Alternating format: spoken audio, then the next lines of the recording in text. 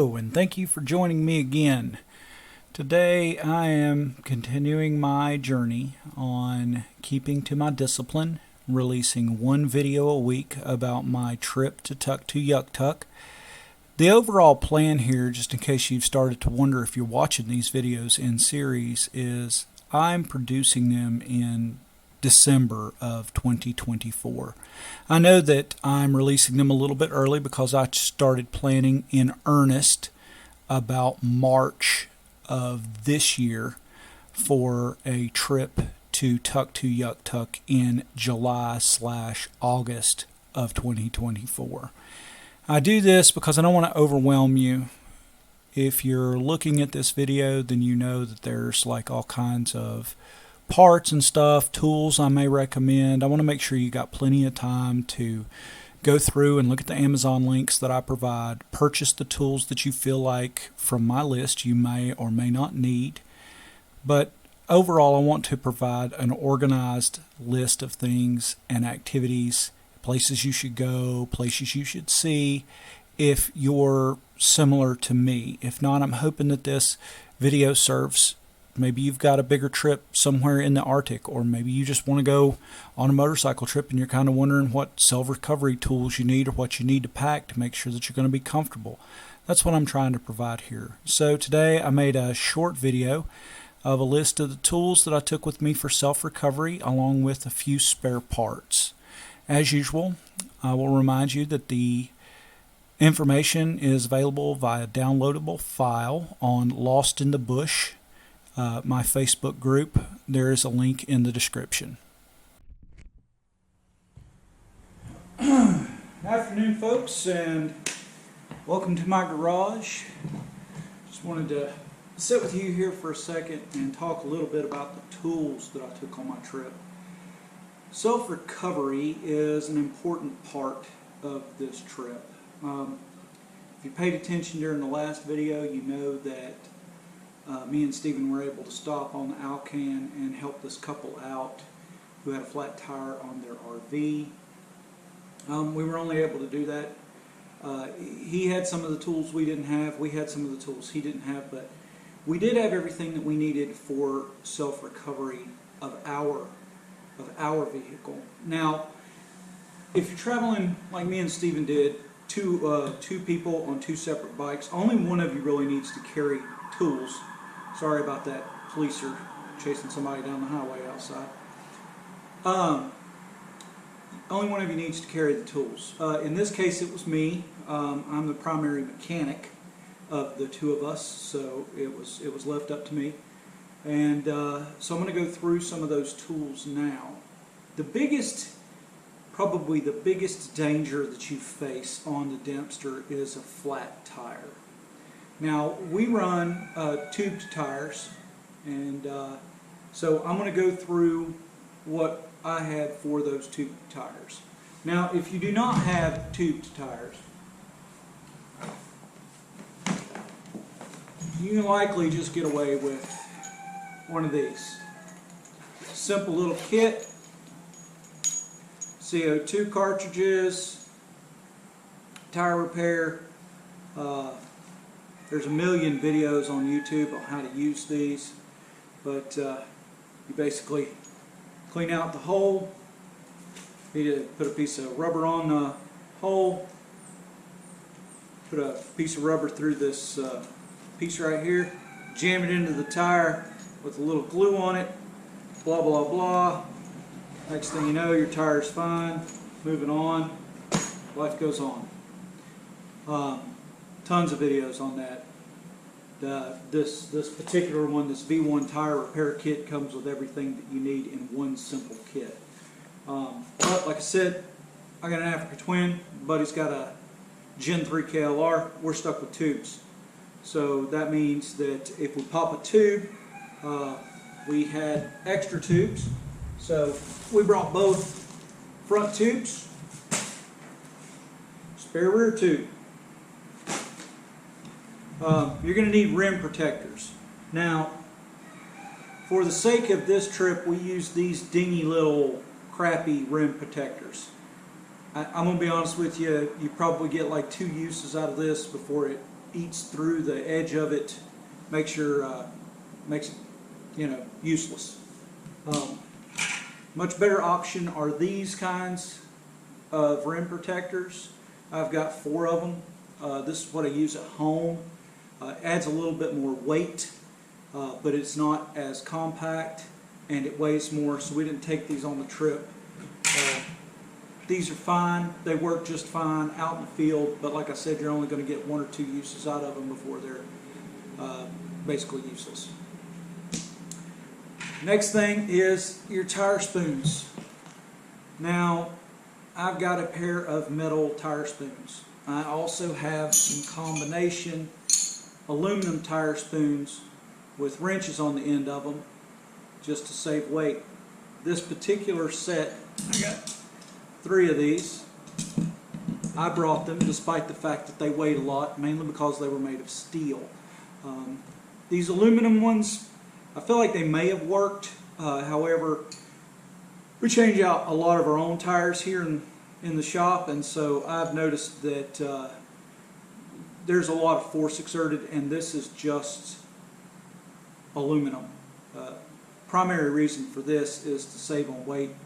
On the end of it, it's got a 10mm socket, and then a changeable socket for my rear axle with a 22mm adapter and a 27mm adapter, and then of course the 30mm.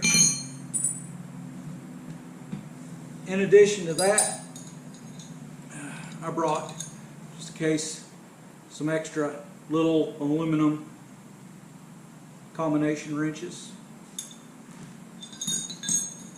All this stuff will help you get your tires off. I don't know what your setup is. I've got pinch bolts in the front, and I've got big lug nuts in the back. For pinch bolts, they require Allen wrenches. I purchased this little combination tool off of AliExpress. It's got a number of good tools in it.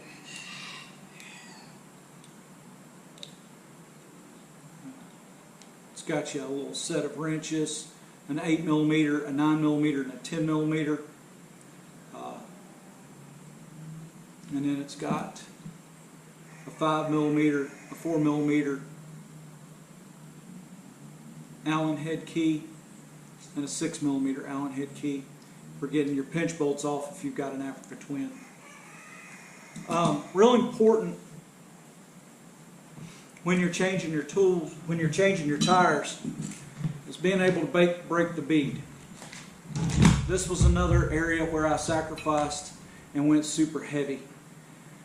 This is a set of steel bead breakers. Now, everybody and their brother will tell you on the Dempster that you can take your bike, or take your buddy's bike, because your bike will be up in the air.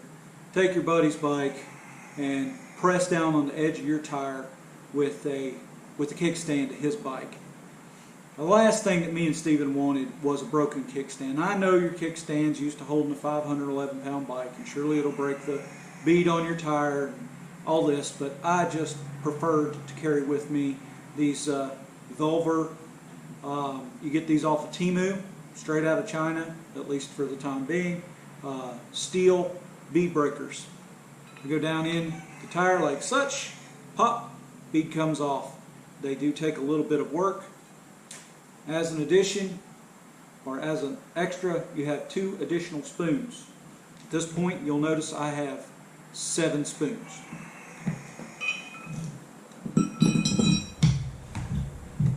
Next little tool you will want to bring with you, even though it's just worth its weight in gold, is your fishing tool. For especially if you've got tubed tires, you want to be able to fish your valve stem out. This will pull the valve stem up through the rim, and that way you can just hook it to your tube, put it on, pulls the valve stem out. No problem. Now, this one's made for motorcycles. Do not, I have one made for a car. Do not buy the one made for a car. You want specifically the one made for a motorcycle. This little brass end and a stainless steel cable. It's much smaller, it's easier to pull it through the valve. Valve stem removal tool. Now I know they make those little bitty ones. I think I have one around here still in its package.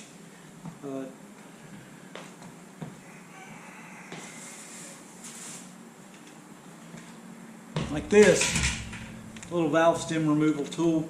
This is fine. You can get the valve stem out with this thing, but this is thinner. If you've got spoked wheels, you'll want this tool. It's much easier to get the valve stem out with. Valve stem being said, I carried with me some extra valve stem pieces, extra valve stem, 2 blocking nut, and of course your little cap that everybody loses filling up their air on their tubes. Aluminum rim lock.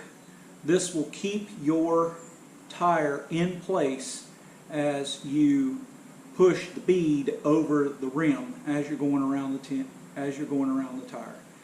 If you've ever changed your own tire, and I highly recommend that before you go on this trip, you get used to changing your own tires, because if you're out in the middle of nowhere and you don't have anybody to help you, you can't just pay for somebody to do this.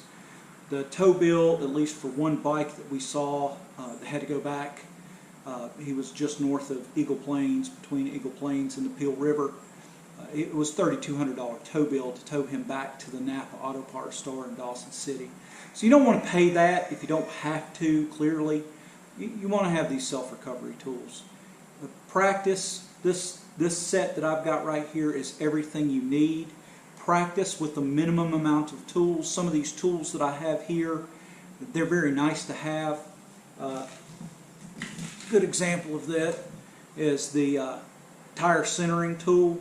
I didn't carry the tire centering tool with me because I'd have an extra set of hands to hold the tire on the back side of the rim so that I could more easily get it over on the opposite side over the rim. They're nice to have, but that's a lot of weight. I have them in the shop. You should have some in your shop when you're changing your tires, but try and get used to, at least for once or twice, changing your tire with the minimal amount of tools necessary, and then those tools will be the tools that you take with you. That's what we did.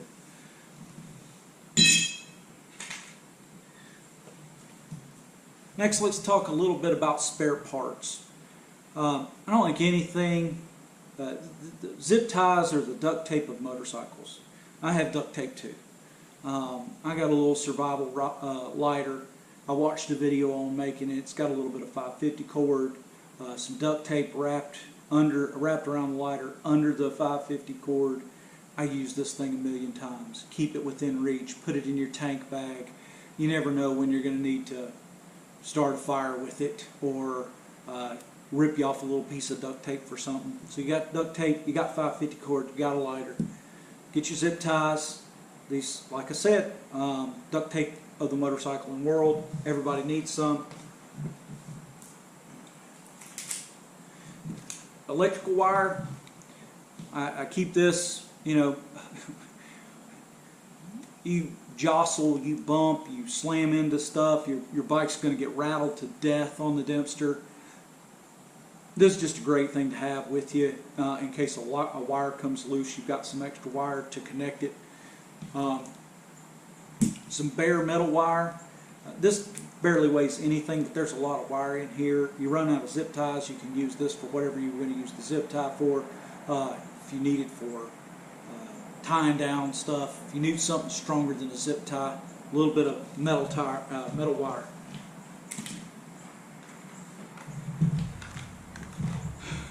This is the little plastic body panel pieces. Now I put these in my bag with my extra fuses and oh wait, I haven't went over fuses yet, but fuses. I put this in the bag with my valve stems and my valve caps and my tube retaining nut. It just, you're going to rattle your bike to death. Some of these are going to pop off. I bought a pack from Tusk, come with about 15 of them. I think I used 2 on this trip. Nice thing to have. Keep your bike body panels back together. Next thing, really important, you need to switch your bike over to beads from the weights. I ran weights on my bike forever. It takes forever and 3 days to get your tire balanced. If your tire breaks down on you, you're going to have an unbalanced tire. You're going to have to go slower. These just work so much better. Just go ahead and fill your tubes with this. There's directions on the bottle. It's super easy. I think my front wheel's 80 millimeters. That takes 1 ounce. My rear's 150. That takes 2 ounces of beads. They come in a little kit. I think it was $20.50. It's well worth the conversion. I do regularly do more than the legal limit on my motorcycle, and never have any more balancing issues since I've done that transition over.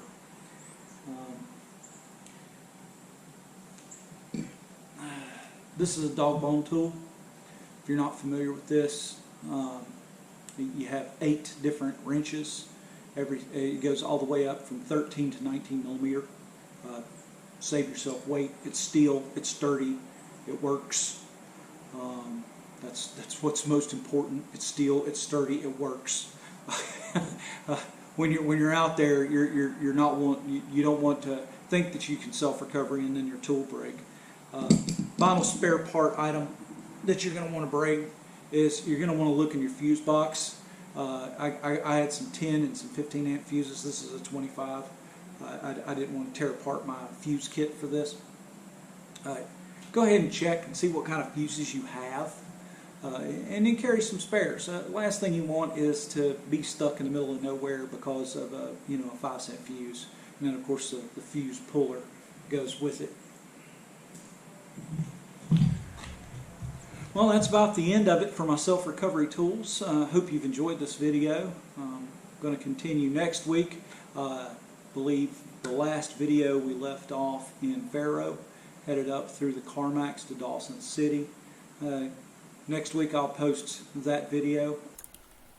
And I'd like to thank you for joining me for my latest video. If you'd like more information or you'd like to keep up with my latest goings on, you can always join the Facebook group Lost in the Bush. Here we will post regular YouTube content as well as any potential events that might be coming up in the local Asheville area, such as free rides. If you are serious about going to Tuktoyaktuk or basically anywhere in the Canadian Arctic, even the American Arctic, if you want to go up the Dalton Highway through Alaska, I strongly recommend that you join the Dempster Highway Adventure Riders Facebook group. Get in touch with these folks. They keep really good track of the local weather and the local goings on. If you are going to be stopping in the White Horse area, I would also like to recommend that you go to the Yukon Motorcycle Campground. The folks here are great. If you haven't, I have seen it yet, I have a longer video specifically dedicated to talking a little bit about the facilities there at the Yukon Motorcycle Park. They are great folks. They do not promote this video, but I enjoyed my experience there so much that I include them in my videos to make sure that people that are going north are aware of their campground and the tools and facilities available to you if you stay there. If you are following along on my videos, you will probably want to join at the very first video, Tuktoyaktuk or Bust Part 1. You can find that link to that video down below. And finally, on my adventure, I wrote a book about the trip plus selected Alaska destinations. You can purchase that book for $3, which is the minimum amount of money that Amazon would let me charge for it, and the Kindle edition, or you can get it for free by subscribing to Kindle Unlimited. Please, by all means, check these out. And as always, I really appreciate your time as I try to improve these videos and publish weekly content for your enjoyment.